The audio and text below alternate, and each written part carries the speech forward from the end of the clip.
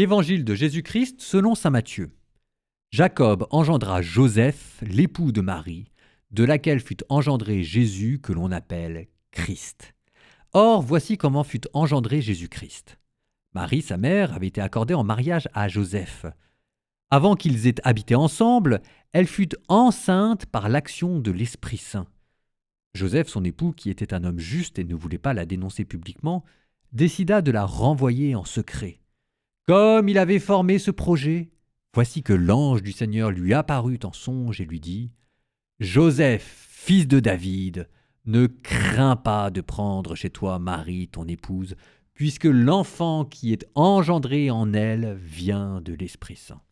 Elle enfantera un fils, et tu lui donneras le nom de Jésus, c'est-à-dire le Seigneur sauve, car c'est lui qui sauvera son peuple de ses péchés. » Quand Joseph se réveilla, il fit ce que l'ange du Seigneur lui avait prescrit.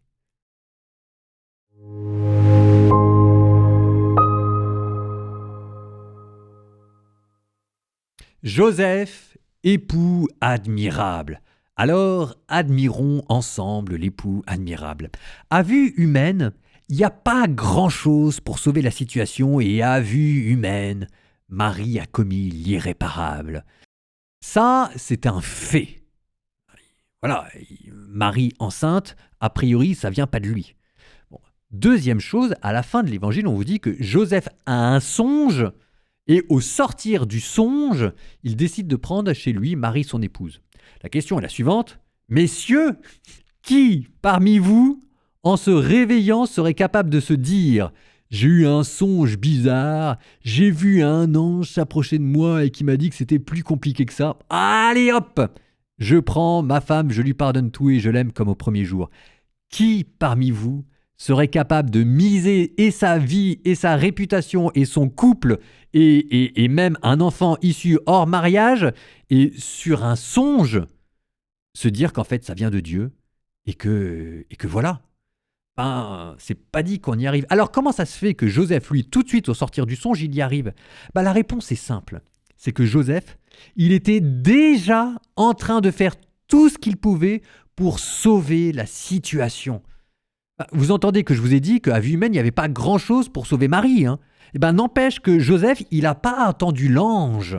Il n'a pas attendu l'ange pour ne pas vouloir la dénoncer, pour la renvoyer en secret, mais ici le mot c'est de la renvoyer en secret, c'est-à-dire quand même de vivre avec elle, mais simplement en faisant chambre séparée.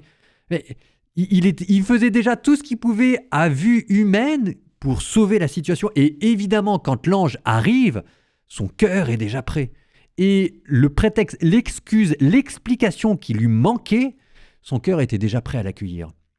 C'est pour ça que c'est un époux admirable. Parce qu'il faisait déjà tout ce qu'il pouvait pour sauver la situation.